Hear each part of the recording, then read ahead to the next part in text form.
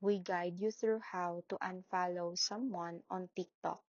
So the first thing you need to do is to open TikTok app and go to your profile by tapping the profile icon at the bottom right. Then tap following to see the list of accounts you follow. Scroll or search for the person you want to unfollow and simply tap the following button next to their name. It will instantly change to follow, confirming you've unfollowed them. Another faster method is to go directly to the person's profile by searching their username, then tap the following button on their profile to unfollow right away. If you want to mass clean your following list, stay on the following page and quickly tap through multiple accounts to unfollow them one by one.